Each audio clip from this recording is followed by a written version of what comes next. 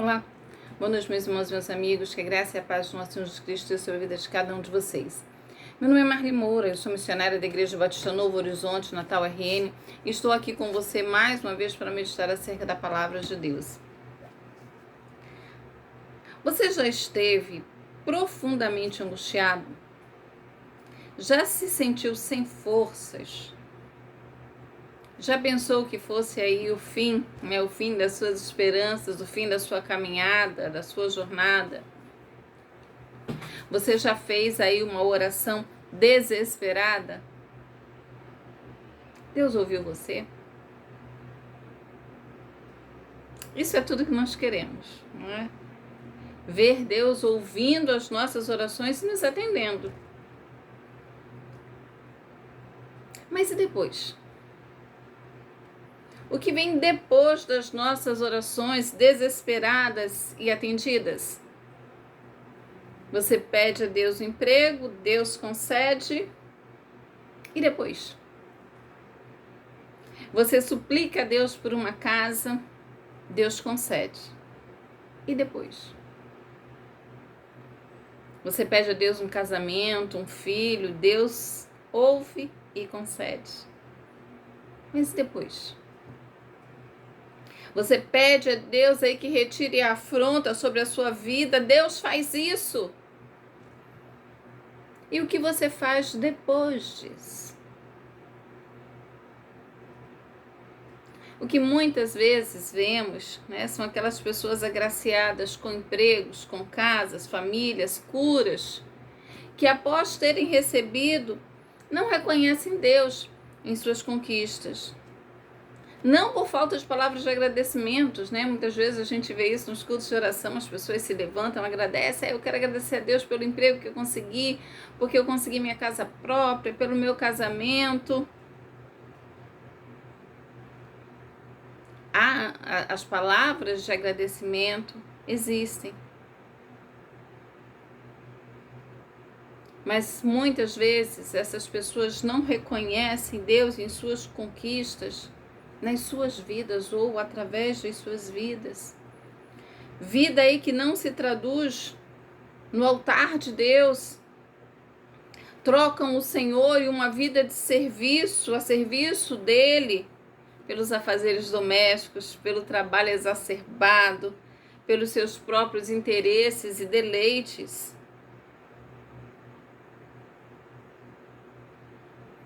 O que você faz quando Deus atende uma oração?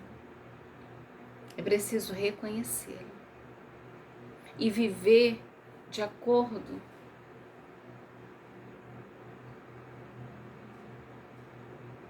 com a bênção alcançada, com o que você prometeu, com o voto que você fez. E é sobre isso que eu gostaria de falar com vocês nesta noite. O texto que eu vou meditar é o texto de 1 Samuel, capítulo 2. Mas antes eu vou fazer a leitura do capítulo 1, a partir do verso 9, certo? Então vamos ler nessa noite 1 Samuel, capítulo 1, a partir do verso 9, e depois o capítulo 2, que é a oração de Ana. Acompanha comigo. 1 Samuel, capítulo 1, verso 9, diz assim: Após terem comido e bebido em Siló, estando Eli o sacerdote assentado numa cadeira junto de um pilar do templo do Senhor, levantou-se Ana e com angústia de alma orou ao Senhor e chorou abundantemente. E fez um voto dizendo: Senhor dos exércitos, se benignamente atentares para a aflição da tua serva e de mim te lembrares, e da tua serva te não esqueceres, e lhe deres um filho varão, ao Senhor o darei por todos os dias da sua vida, e sobre a sua cabeça não passará navalha. Demorando-se ela no orar perante o Senhor, passou Eli a observar-lhe o movimento dos lábios. Porquanto Ana só no coração falava, seus lábios se moviam, porém não se lhe ouvia voz nenhuma. E por isso Eli a teve por embriagada. Ele disse, até quando estarás tu embriagada? Aparta-te desse vinho. Porém Ana respondeu, não, Senhor meu. Eu sou mulher atribulada de espírito, não bebi nem vinho, nem bebida forte, porém venho derramando a minha alma perante o Senhor. Não a tenhas, pois, a tua serva por filho de Belial, porque pelo excesso da minha ansiedade, da minha aflição, é que tenho falado até agora. Então Eli lhe respondeu: vai-te em paz, e o Deus de Israel te conceda a petição que lhe fizeste. E disse ela: ache a tua serva mercê diante de ti. Assim a mulher se foi no seu caminho e bebeu, e o seu semblante já não era mais triste. Capítulo 2, a partir do verso 1. Então orou Ana e disse: o meu coração se regozija no Senhor, a minha força está exaltada no Senhor, a minha boca se ri dos meus inimigos, porquanto me alegro na tua salvação. Não há santo como o Senhor, porque não há outro além de ti, e rocha não há nenhuma como o nosso Deus. Não multipliqueis palavras de orgulho, nem saiam coisas arrogantes da vossa boca, porque o Senhor é Deus da sabedoria e pesa todos os seus feitos na balança. O arco dos fortes é quebrado, porém os débeis cingidos de força. Os que antes eram fartos hoje se alugam por pão, mas os que andavam famintos não sofrem mais fome. Até a estéril tem 7 filhos, e a que tinha muitos filhos perde o vigor. O Senhor é o que tira a vida e a dá, faz descer a sepultura e faz subir. O Senhor empobrece e enriquece, abaixa e também exalta. Levanta o pobre do pó e desde o monturo exalta o necessitado, para o fazer assentar entre os príncipes, para o fazer herdar o trono da glória, porque do Senhor são as colunas da terra, e assentou sobre elas o mundo. Ele guarda os pés dos seus santos, porém os perversos emudecem nas trevas da morte, porque o homem não prevalece pela força. Os que contendem com o Senhor são quebrantados, dos céus troveja contra eles. O Senhor julga as extremidades da terra, dá força ao seu rei e exalta o poder do seu ungido. Então Eucana foi-se a Ramá, a sua casa, porém o menino ficou servindo ao Senhor perante o sacerdote Eli. No capítulo anterior, a gente vai ver aquela oração de Ana, que ela faz no templo, e após aquela oração, Ana, que era estéril, que vivia sendo aí atormentada pela outra esposa do seu marido, ela consegue engravidar. Aquela oração que ela fez, que nós lemos anteriormente, você vê que ela sobe ao templo, ela chora abundantemente. Eli olha para ela e pensa que ela está embriagada.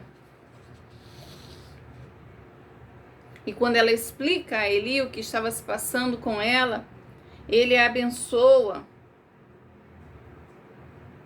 Diz que ela vá em paz. E nessa oração, ela pede um filho varão a Deus. E diz mais, que se o Senhor concedesse, ela devolveria esse filho ao Senhor. Sobre a cabeça dele não se passaria navalha. E aí o restante do capítulo 1 vai falar isso, que Deus se lembrou de Ana e ela concebeu. E é no capítulo 2 que a gente vê esse cântico de Ana. No momento que ela louva o Senhor e vai entregar o seu filho no tempo como ela havia prometido. É um cântico em que ela engrandece ao Senhor. Ela reconhece que foi Deus que fez aquilo.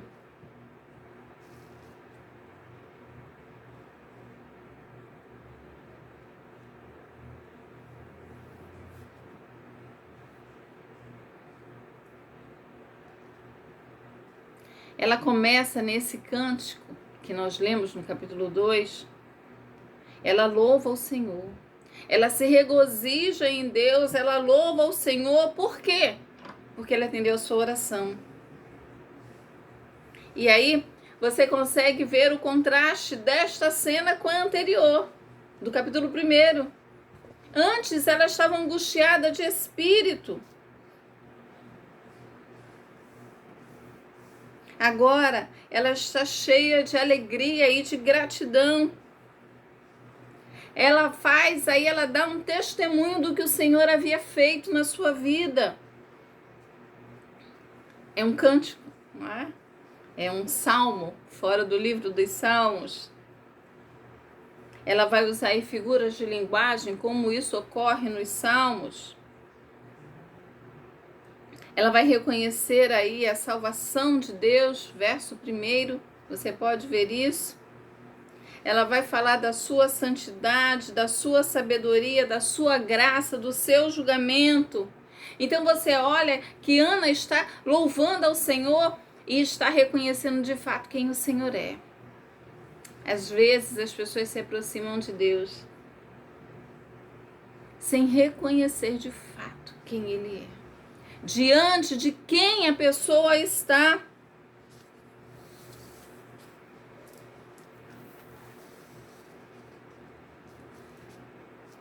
Qual é a razão do louvor de Ana?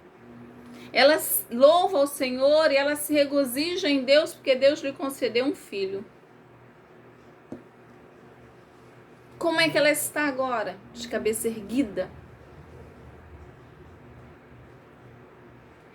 Consciente de que foi Deus que fez aquilo. Que foi Deus que a ergueu. Aquela que estava sem força, agora se encontra com força, com vigor. E por quê? Porque o Deus Todo-Poderoso havia atendido a sua oração. Ela vai dizer, não há santo como o Senhor, Kadosh. Santo é o contrário de profano, de comum. Ela vai dizer que ele é uma rocha. A rocha aqui, quando aplicada a Deus, fala da sua eternidade, da sua estabilidade, da sua confiabilidade.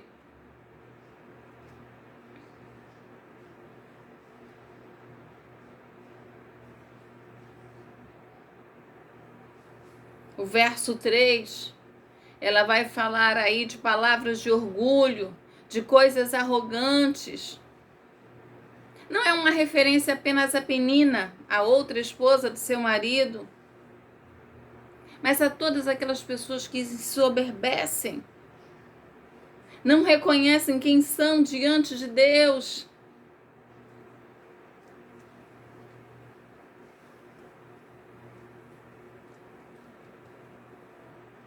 Ana vai dizer aí, os versos 4, 5, ela vai dizer que o arco dos fortes é quebrado. Arco, né, nos lembra aí a guerras, a poder militar.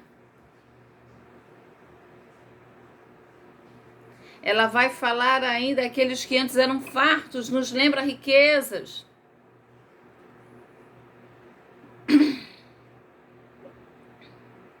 E ela vai falar ainda de esterilidade, dizendo que Deus é aquele que faz com que a estéril tenha filhos. Deus, então, é aquele que muda as circunstâncias, que faz com que aquele soberbo seja humilhado, mas que o humilhado seja exaltado. É o Senhor Deus da vida e Senhor da morte. É o Deus Senhor da vida e da morte. Verso 6 vai dizer isso. Nos versos 7 e 8, ela vai falar do Deus que levanta o pobre do pó. E desde o esterco, exalta o necessitado. Havia monturos, né, localizados fora das portas da cidade, onde as pessoas jogavam aí os seus dejetos, incluindo aí as cinzas, né, daqueles fogões, né, a lenha. Era nesse lugar que os mendigos ficavam ali pedindo esmolas.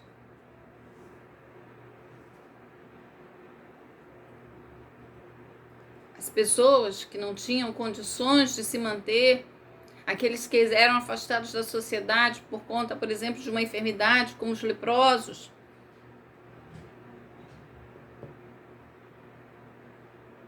Ela está dizendo que Deus assiste aqueles que estão nas piores condições, nas situações mais degradantes.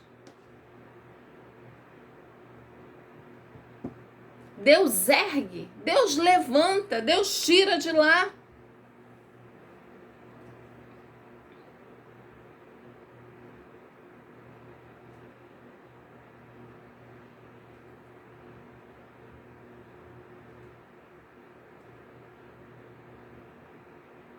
É um belo cântico. Mas mais do que uma melodia, mais do que uma letra bonita, é a expressão de alguém que foi visitado por Deus.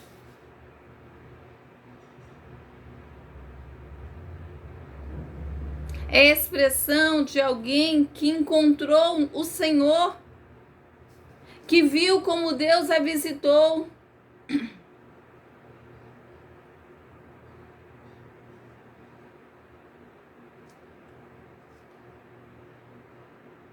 É alguém que recebeu uma bênção de Deus, mas que reconheceu que aquela bênção veio das mãos de Deus, e não só com as palavras, mas com a vida. O que ela disse que faria? Diz o verso 11, que Eucana foi se arramar para casa, voltou para casa. Porém o menino ficou servindo ao Senhor perante o sacerdote Eli. O que é que Deus tem feito na sua vida? Quais são aí as suas orações desesperadas que Deus ouviu?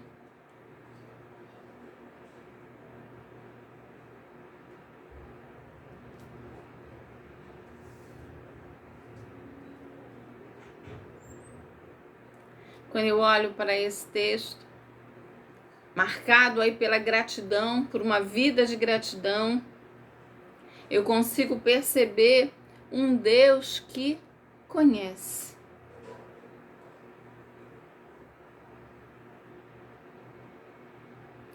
Eli ouviu a narrativa de Ana, mas Eli não conseguia de fato conhecer o íntimo, o profundo, a angústia, o sofrimento, a dor. Mas Deus é o Deus que conhece. Ele conhece os seus e conhece as suas orações. O verso 9, ele guarda os pés dos seus santos, porém os perversos emudecem nas trevas da morte, porque o homem não prevalece pela força. O Senhor não somente vê aquilo que as pessoas estão fazendo, Deus conhece, então Deus conhece você. Deus conhece aí o seu coração, a sua oração.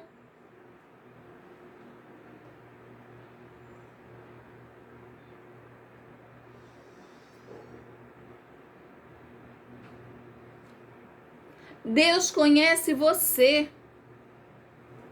Não só as suas palavras, mas Deus conhece aquilo que está no seu coração.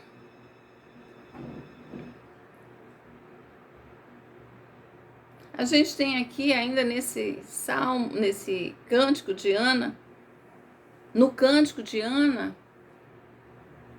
uma profecia, é um cântico profético.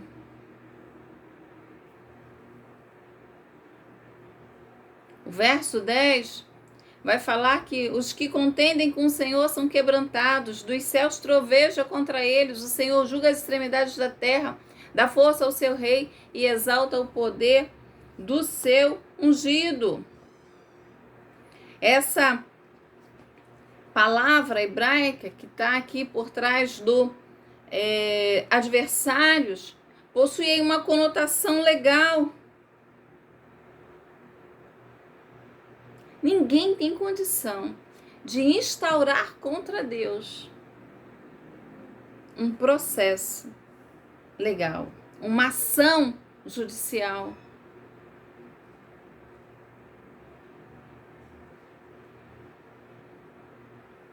Contender com Deus é loucura. Mas apesar disso, muitas pessoas estão tentando aí contender contra Deus.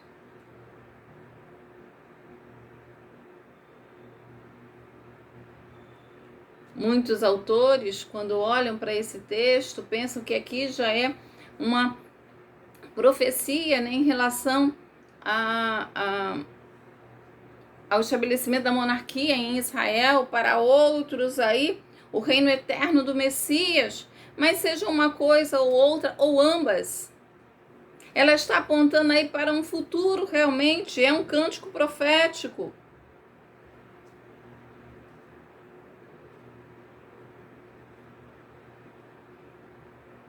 Nas nossas vidas, meus irmãos e meus amigos, nada acontece por acaso. Nada acontece por acaso.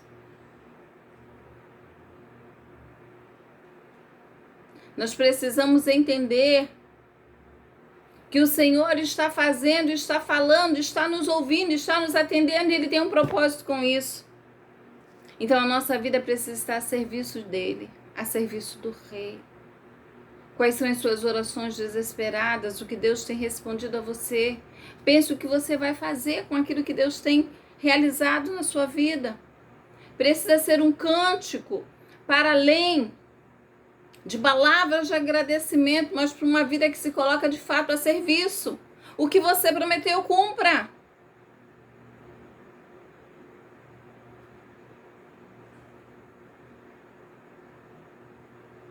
Ana deixou o seu filho, mas foi cheia de alegria para casa, porque Deus de fato a visitou e fez algo de extraordinário na sua vida. Que seja assim na sua também. Um grande abraço. Que Deus abençoe você e até a próxima.